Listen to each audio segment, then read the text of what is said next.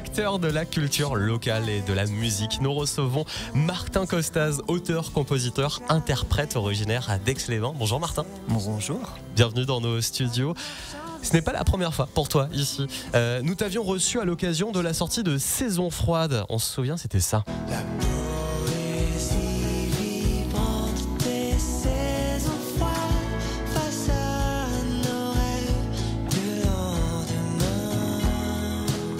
Alors pour ceux qui ne te connaissent pas, Martin, tu es savoyard et ta musique c'est de la folk mélangée à de la pop. Ouais, c'est même maintenant je dis de la chanson française avec des couleurs pop folk. Ouais. Des couleurs quoi, plutôt estivales, printanières, automnales, hivernales. Ça dépend des morceaux.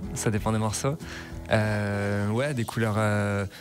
Moi, ma culture musicale, c'est plutôt la folk anglo-saxonne à la base, et ce type de musique. Donc c'est ça qui a influencé ma musique, autant quand je chantais en anglais que maintenant que je chante en français. Oui, parce qu'à la base, tu avais commencé ta carrière justement avec principalement des titres anglais. Ouais. Et là, ça y est, tu t'es mis au français, d'où effectivement cette chanson qui est de la musique française, en fait, tout simplement. Ouais, bah c'est vrai que on appelle beaucoup de choses chansons françaises, ça met beaucoup de choses. On peut mettre le rap dedans aussi. C'est ça, et je trouve que ça n'a pas beaucoup de sens, donc c'est pour ça après, faut mettre un peu faut préciser ce que c'est. Alors, parmi ce qui a marqué ta carrière ces derniers mois, il y a ta victoire du tremplin à Rifix, avec un très beau cadeau à la clé. C'est vrai, un beau cadeau, puisque j'ai été choisi par Ben Mazué pour passer une journée en studio avec lui et avec Guillaume Poncelet, qui est un excellent pianiste, qui est son producteur depuis bien longtemps déjà. Et pour travailler donc sur un de mes morceaux, qui est le morceau qui est sorti il y a 2 mois, qui est Le Marchand de Sable. Alors Ben Mazué, on rappelle pour les auditeurs qui ne le connaissent pas, c'est des dizaines de millions d'écoutes.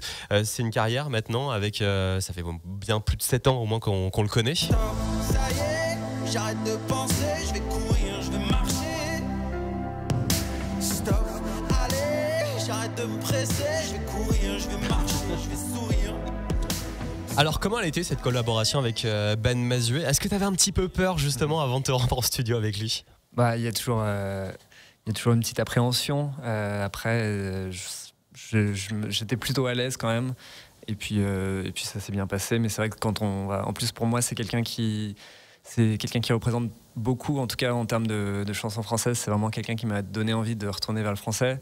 Donc des fois on dit faut pas rencontrer ses idoles, mais non, en vrai ça s'est bien passé. La rencontre, tu ressors avec quelque chose de plutôt positif. Ouais. Sur le faut pas rencontrer ses idoles. Oui. En vrai, je m'étais pas dit au pire si c'est un connard, c'est pas grave, j'arrêterai d'écouter sa musique. Donc non, ça va, c'est bien passé. Ça a duré combien de temps? C'était tout sur une journée, donc c'est très rapide. En gros, le matin, on a travaillé un peu sur les paroles, parce que moi j'arrivais avec un morceau déjà fait, quasiment fait. Il y avait déjà les mélodies, la musique, les paroles. Oui, vous n'êtes pas parti d'une feuille blanche. Non, on n'est pas parti d'une feuille blanche. C'était un peu le deal, parce que déjà sur une journée, déjà retravailler un morceau qui existe déjà, c'est déjà rapide. S'il avait fallu l'écrire, il aurait fallu encore un peu plus de temps. Donc le matin, on a travaillé plus sur l'aspect paroles. Et l'après-midi, sur l'aspect musique, il y a des paroles qui ont été modifiées, il y a des paroles qui ont été rajoutées, il y a de la musique qui a été un peu rajoutée aussi. Et justement, on peut retrouver une vidéo sur ta chaîne YouTube où vous tapez Martin Costaz. Et il y a un petit extrait où justement on vous voit en studio. Écoutez. Un morceau avec Martin Costaz qui a gagné un concours organisé par Rifix. C'est cool aujourd'hui d'y aller, de beaucoup de propositions. La guitare en instrument principal, c'est quand même chouette. Moi, j'avais envie d'un peu rallonger le morceau, lui mettre un 3e couplet et lui mettre un pont. Mais par contre, c'est un truc un peu, peut-être un peu rageux, en tout cas qui montrait un peu en fièvre, quoi.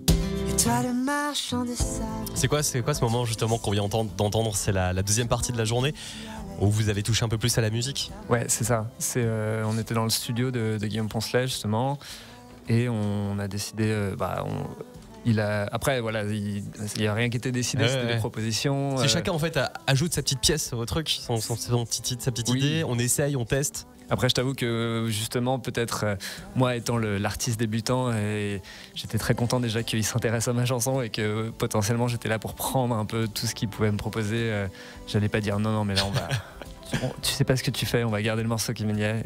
C'est la voix de qui d'ailleurs qui propose le pont là? C'est Guillaume Poncelet. Ok. Ouais. Et du coup, c'est quoi? C'est chacun, ils ont leur petite idée. Eux, c'est tic et tac, quoi, j'imagine, vu qu'ils bossent beaucoup ensemble.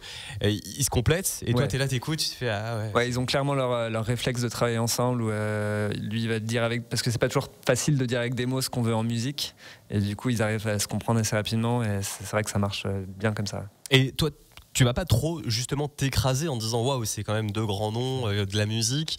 Moi, j'arrive avec ma chanson, mon texte qui est écrit et ma petite maquette. Est-ce qu'il n'y a pas justement cet effet un peu où tu t'écrases? Oui, bah après oui, un petit peu et puis après en même temps moi par exemple des fois je me sens pas hyper à l'aise dans l'écriture par exemple, je trouve que c'est quelque chose encore dans lequel j'ai besoin de progresser alors que lui pour le coup c'est un peu quelqu'un qui est très établi dans ce domaine-là, qui écrit pour plein d'autres gens.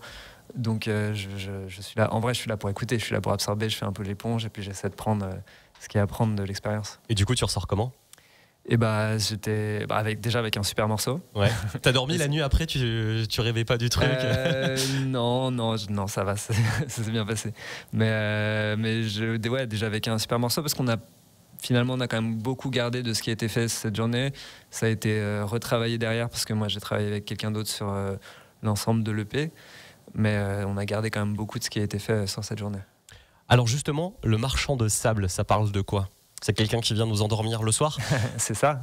En fait, c'est clairement l'histoire d'une personne qui n'arrive pas à s'endormir et qui regarde un peu les heures de la nuit passer et qui regarde sa compagne dormir tranquillement pendant que lui ne voit que demain se rapprocher. C'est un peu l'idée. C'est très autobiographique. Donc là, il s'adresse directement au marchand de sable. C'est toi, du coup, qui t'adresse directement à lui. Je me dis, mais qu'est-ce que tu fous? Pourquoi tu ne viens pas? C'est ça.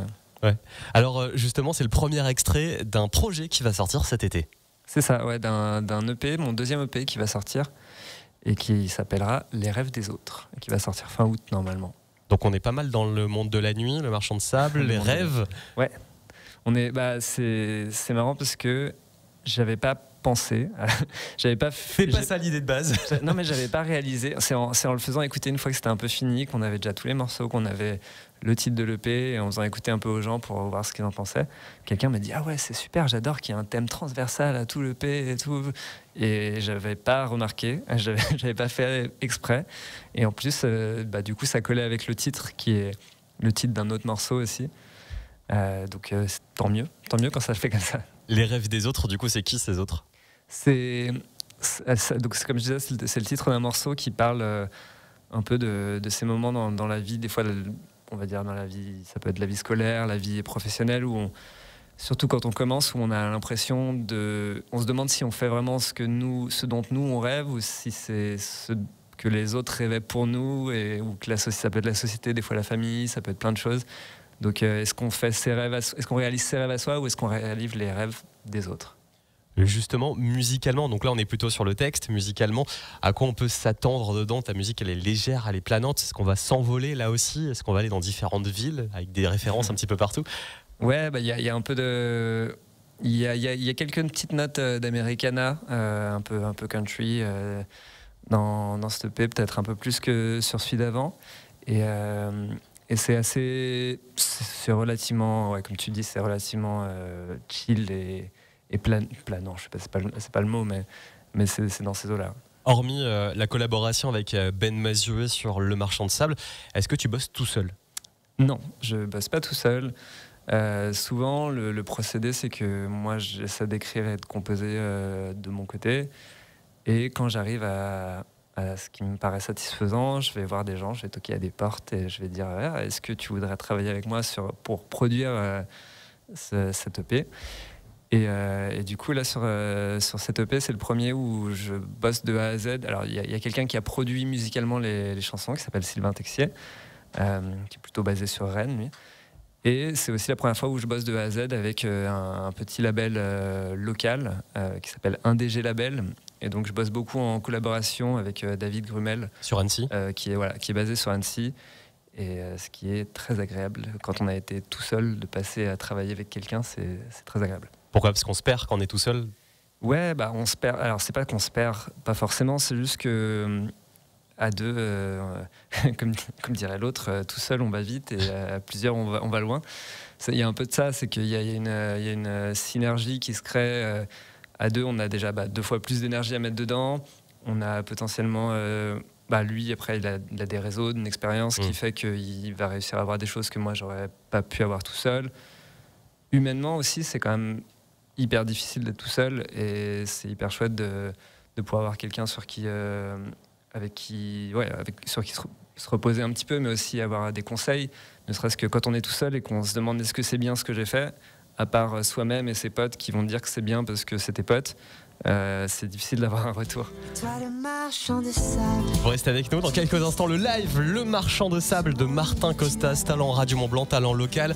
Il est de la Savoie et on va retrouver donc en direct ce titre avec une exclue aussi. Vous restez là, bienvenue.